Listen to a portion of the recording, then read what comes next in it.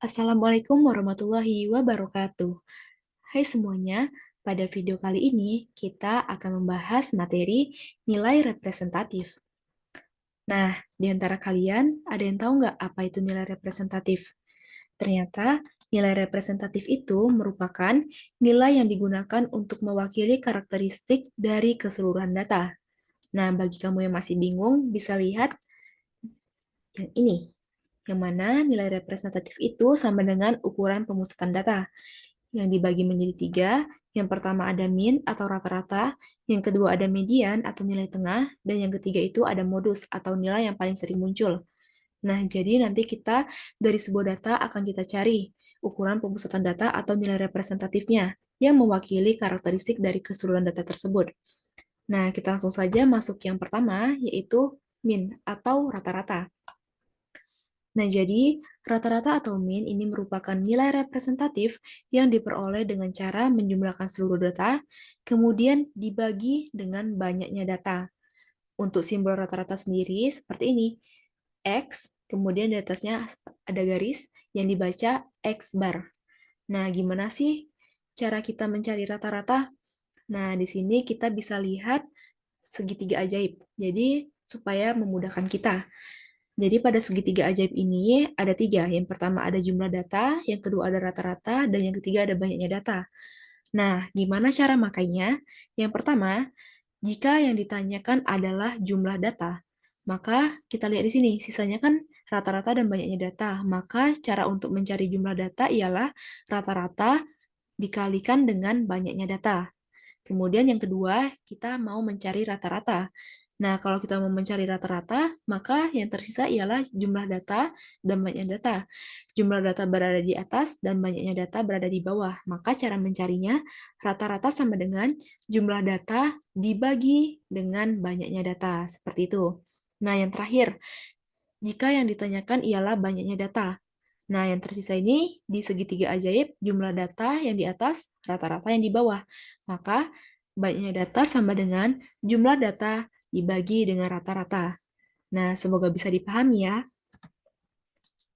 Oke, untuk supaya lebih jelas lagi, kita lihat contoh satu, yang mana diketahui data nilai ulangan matematika kelas 8C sebagai berikut.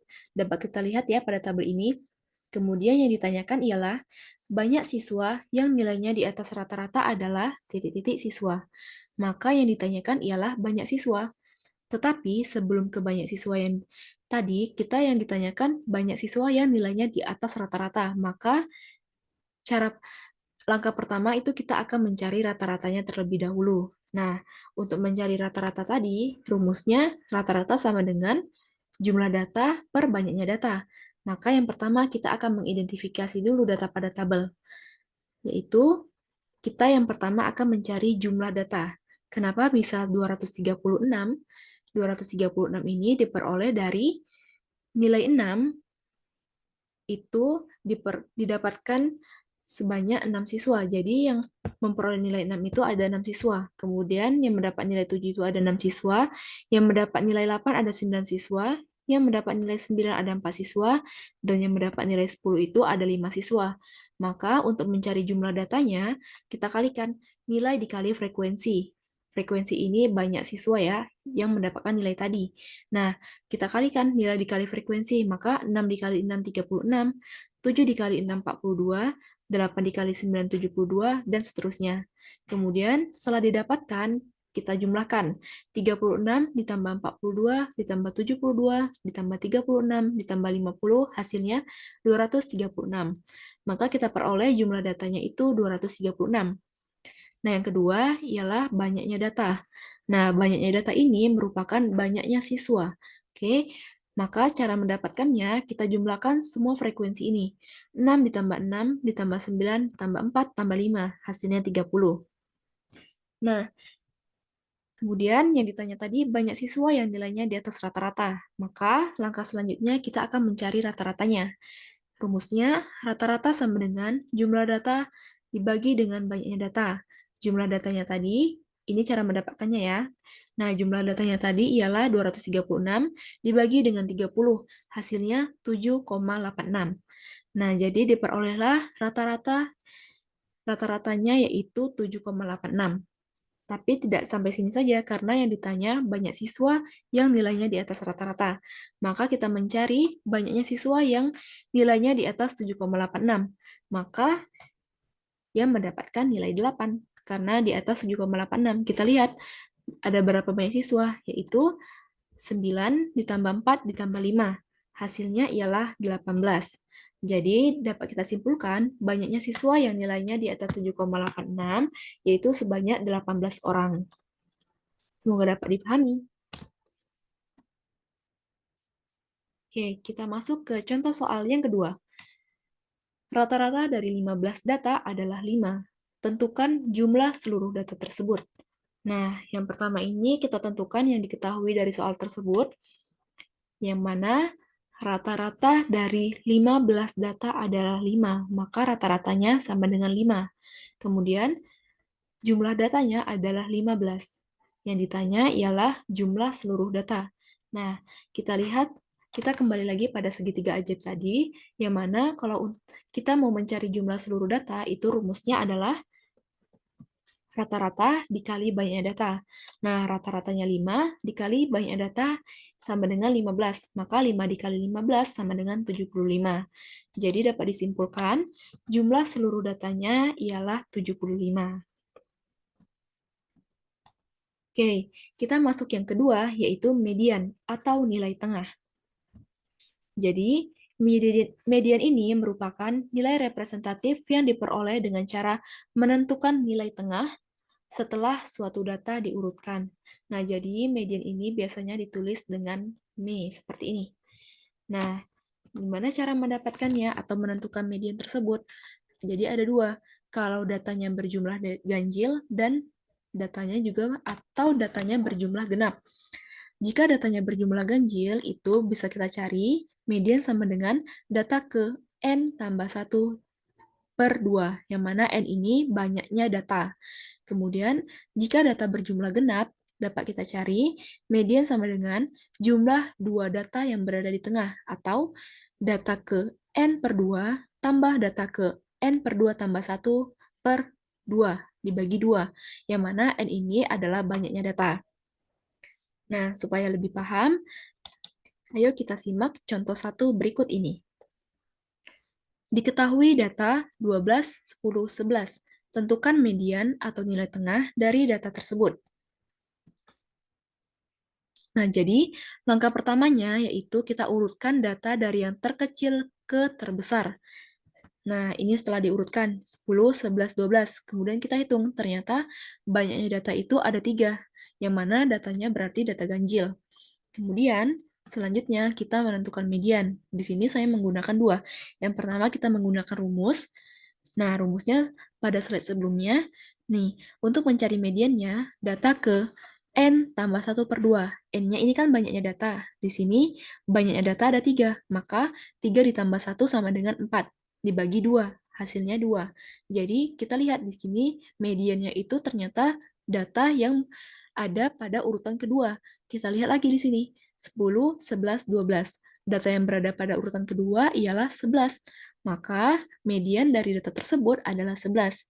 Nah, kalau kita menggunakan cara langsung seperti ini. Kita lihat data yang sudah diurutkan tadi yang berada di tengah. 10, 11, 12. Karena 3 jumlah datanya, maka kita lihat yang di tengah ialah 11. Maka data yang berada di tengah yaitu 11. Dapat disimpulkan jika kita menggunakan rumus ataupun menggunakan cara langsung, median dari data tersebut adalah 11. Nah, supaya lebih paham, kita lihat ke contoh 2, yang mana ini merupakan data genap. Diketahui data 12, 10, 13, 11. Tentukan median atau nilai tengah dari data tersebut. Nah, caranya sama. Untuk langkah pertama, kita urutkan data dari yang terkecil ke terbesar. Nah, ini setelah diurutkan, 10, 11, 12, 13. Kita hitung banyaknya data. Ternyata data ini ada 4, 1, 2, 3, 4. Maka datanya genap. Kemudian, kita tentukan mediannya. Nah, yang pertama ini kita menggunakan rumus dulu. Caranya, median sama dengan data ke N. N ini banyaknya data. Nah, banyaknya data tadi adalah 4, maka 4 dibagi 2. Tambah data ke N ini kita substitusikan menjadi 4, 4 per 2 tambah 1. Nah, 4 bagi 2 kan hasilnya 2 nih. Kemudian, yang dalam kurung, 4 dibagi 2, hasilnya 2, ditambah 1. 2 ditambah 1 sama dengan 3. Nah, di sini kita lihat data kedua ditambah data ketiga. Kita lihat setelah data diurutkan. Data yang berada pada urutan kedua yaitu 11, sedangkan data yang berada pada urutan ketiga yaitu 12. Maka kita jumlahkan 11 ditambah 12 dibagi 2, hasilnya 11,5. Jadi mediannya adalah 11,5. Nah, bagaimana kalau kita menggunakan cara langsung? Nah, sama ya. Jadi, kita lihat dulu data yang berada di tengah setelah diurutkan. Nah, karena ada 4, maka kita lihat yang di tengah.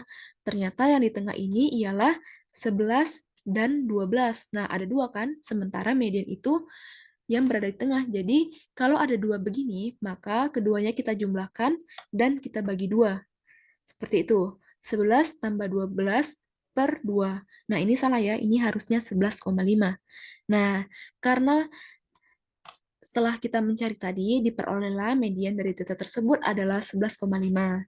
Nah, untuk cara langsung ini, jika datanya banyak, tidak disarankan karena kita bakal membutuhkan waktu yang lama. Oke, semoga dapat dipahami. Oke, kita masuk yang terakhir, yaitu modus atau nilai yang paling sering muncul. Nah, definisi dari modus sendiri itu ialah nilai representatif yang didapatkan dengan menentukan nilai yang paling sering muncul dari suatu kumpulan data. Nah, modus ini biasanya dituliskan dengan mo, seperti ini. Oke, kita masuk saja ke contoh soal. Untuk contoh soal yang pertama, Retno sedang berkumpul dengan keluarganya. Mereka memesan berbagai macam menu makanan di sebuah restoran. Nah, ini menu yang dipesan oleh keluarganya.